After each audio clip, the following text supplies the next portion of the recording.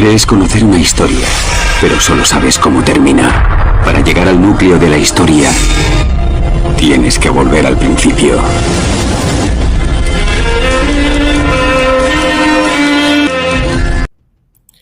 Buenas noches y bienvenidos a otro nuevo vídeo de ¿Quién era el Dios?, del apóstol Pablo.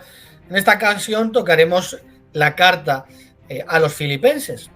Bueno, lo cierto es que nos encontramos en la misma corriente del tiempo, 60-62, unos 12 años desde que Pablo empezó a enviar cartas a las congregaciones, y donde hemos visto que hubo hermanos de todo el imperio que fueron en busca del apóstol Pablo para prestarle ayuda por las circunstancias que Pablo se encontraba. En este caso, Epafrodito, ¿no?, que llega donde Pablo, es verdad que luego enferma, y cuando se recupera y le cuenta un poco pues todas las circunstancias que estaban viviendo la congregación de los filipenses, pues manda también una carta a los hermanos de Filipos.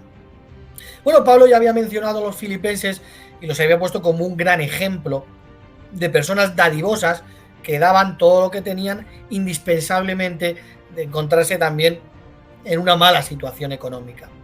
Bueno, vamos a empezar analizando a partir del capítulo 1, a ver qué es lo que escribió Pablo a las congregaciones. Que tengan bondad inmerecida y paz de parte de Dios nuestro Padre y del Señor Jesucristo. Siempre doy gracias a mi Dios cada vez que me acuerdo de ustedes. Bueno, ¿quién era el Dios del apóstol Pablo? Está diciendo a Dios nuestro Padre, un regalo de Dios nuestro Padre, de mi Dios y también del Señor Jesucristo. De hecho, es algo que el apóstol Pablo repite en muchas de sus cartas. Por ejemplo, en Romanos 1:8, ante todo doy gracias a mi Dios mediante Jesucristo. ¿Quién era su Dios? Evidentemente, en exclusividad, Dios el Padre. En el capítulo 3 dice, porque Dios es mi testigo de cómo siento anhelo por todos ustedes en tierno cariño, como el de Cristo Jesús, y estén llenos de fruto justo, que es mediante Jesucristo para la gloria y alabanza de Dios.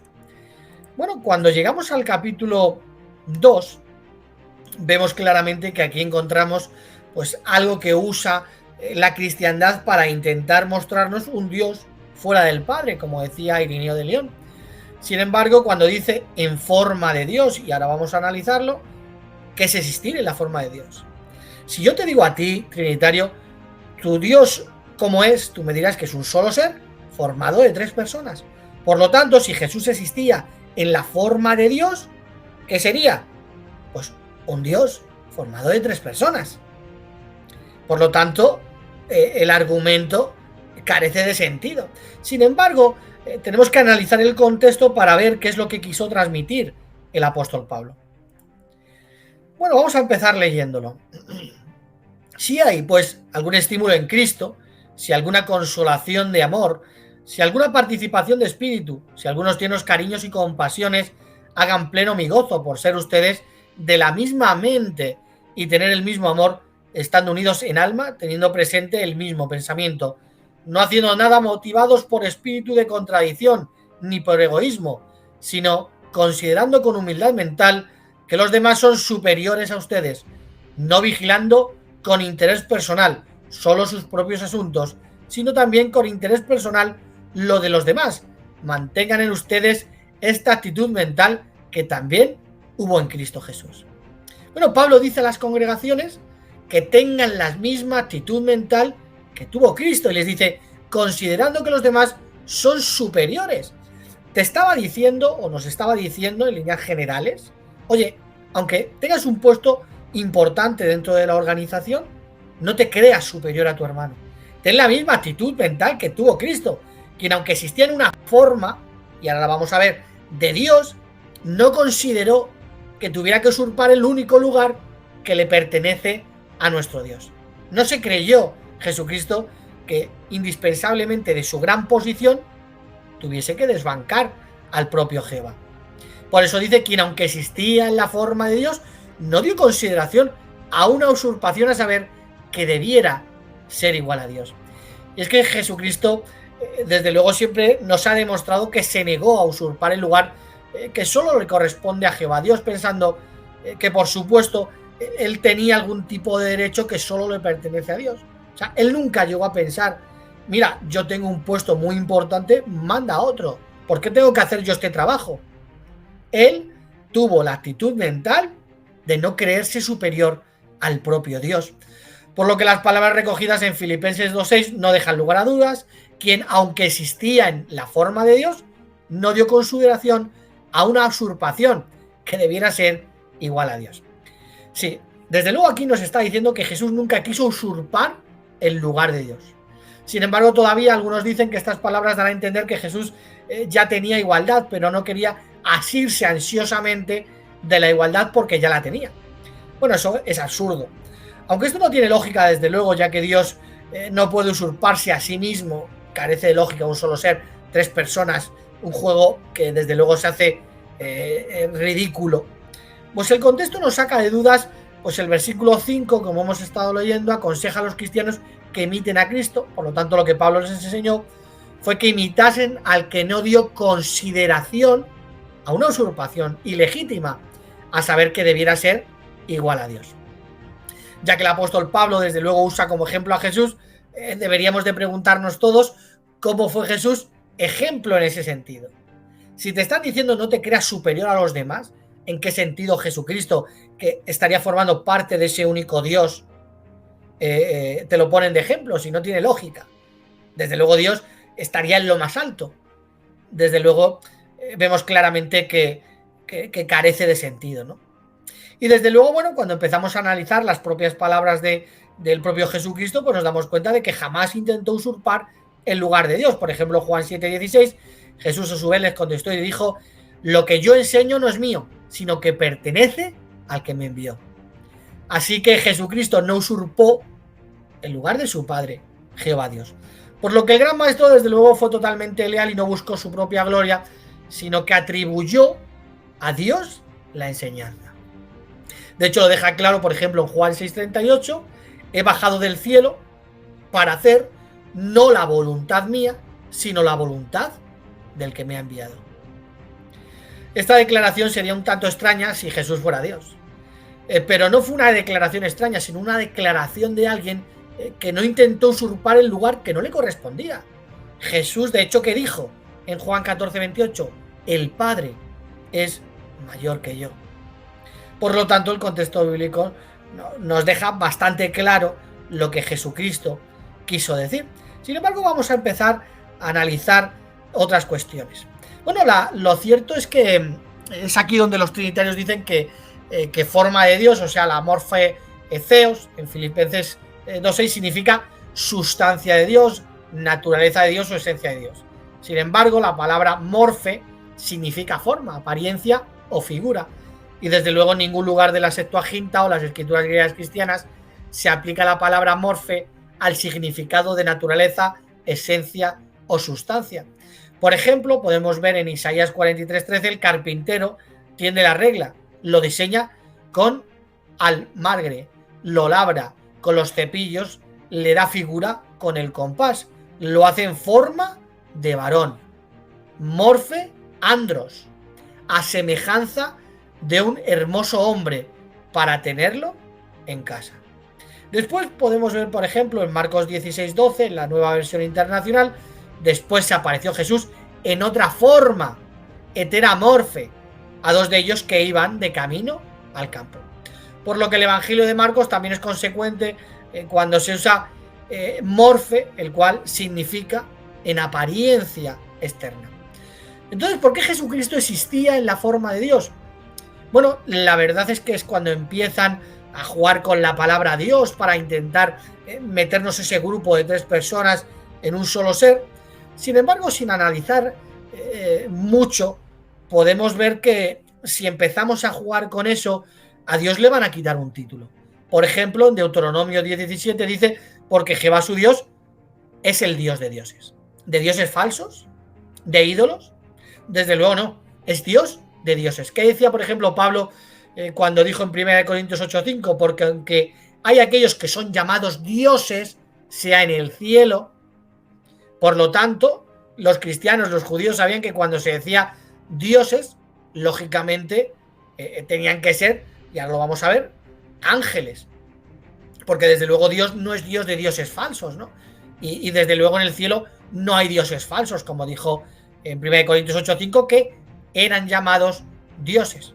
Por ejemplo, en el Salmos 8.5 dice: les has hecho poco menor que los ángeles y lo coronaste de gloria y de honra.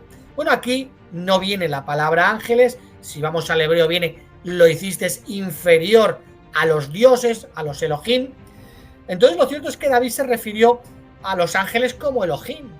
Podía haber usado otra palabra para determinar, por ejemplo, Malak. No, puso Elohim.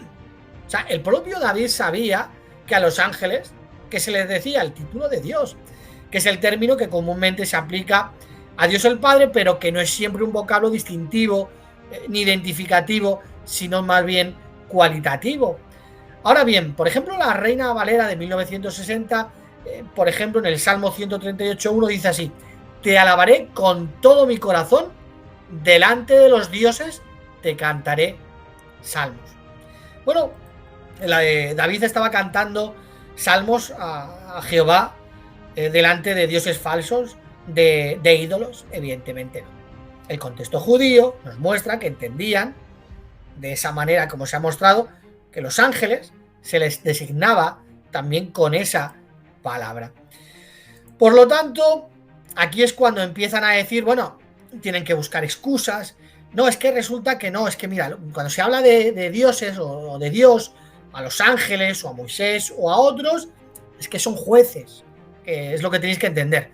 Sin embargo, bueno, aún así todavía se os complica bastante más. Por ejemplo, en Hechos 10:42 dice: es aquel de quien Dios ha decretado que sea juez.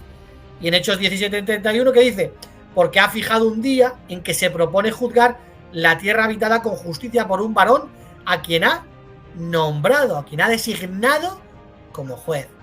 Por lo tanto, vemos que Jesucristo, que es un juez designado. Por lo tanto, si nos quieren hacer entender que ese cuando se le llama a Dios son jueces, bueno, pues de la misma manera Jesucristo es un juez designado. Vemos simplemente que son patadas de ahogado para intentar buscar un Dios fuera de nuestro Dios Jehová. Bueno, vamos a seguir leyendo. Dice: no, antes bien se despojó a sí mismo y tomó la forma de un esclavo y llegó a estar en la semejanza de los hombres.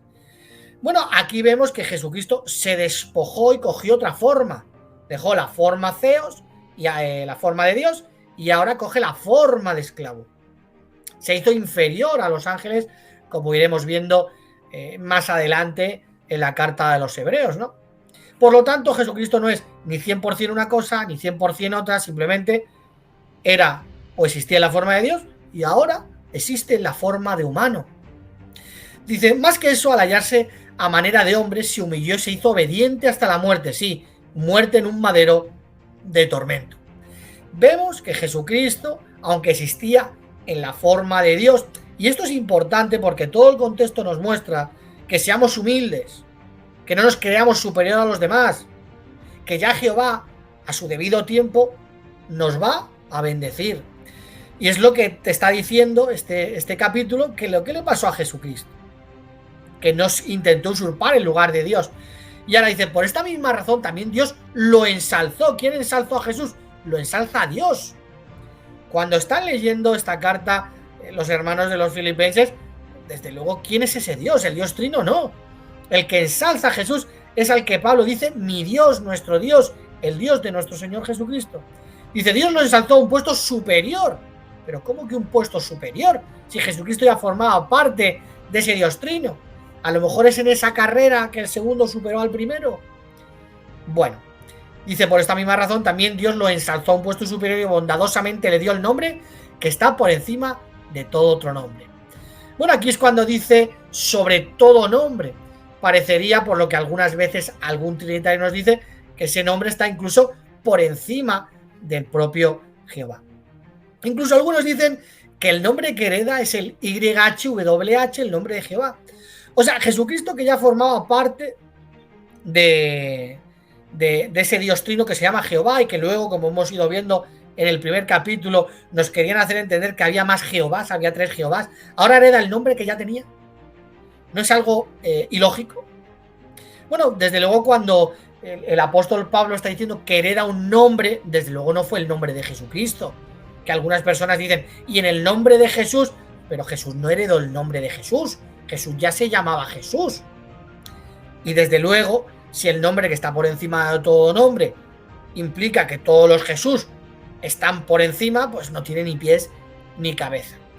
El contexto bíblico es el que nos sacará de dudas. Por ejemplo, que dice Hechos 4:12, además, no hay salvación en ningún otro porque no hay otro nombre debajo del cielo que se haya dado entre los hombres mediante el cual tengamos que ser salvos. Evidentemente está hablando de autoridad.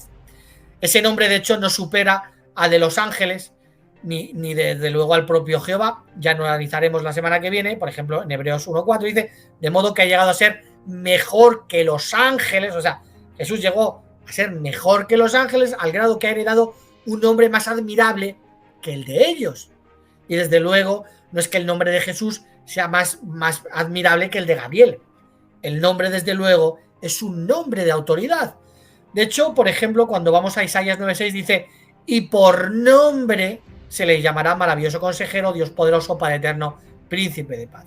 Ese nombre de autoridad que recibe Jesucristo es el nombre que está por encima de todo otro nombre por debajo de la tierra, que desde luego es más excelso y supera al de los ángeles, pero no supera en ningún momento al de nuestro Dios Jehová.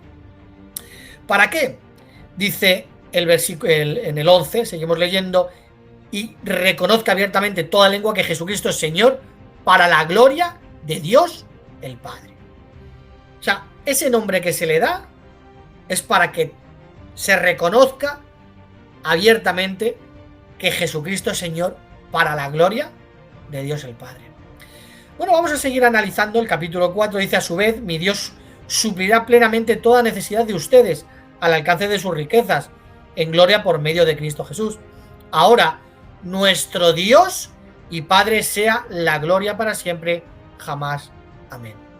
Bueno, aquí el apóstol Pablo recalca una vez más a los filipenses que su Dios es nuestro Dios y ese es el Padre. Dice, a Él la gloria para siempre, jamás.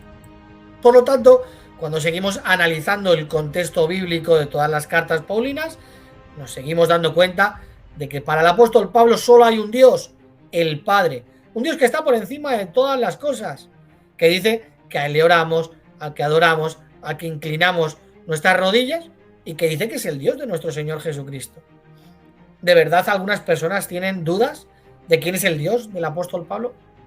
Bueno, pues hasta aquí el vídeo de hoy.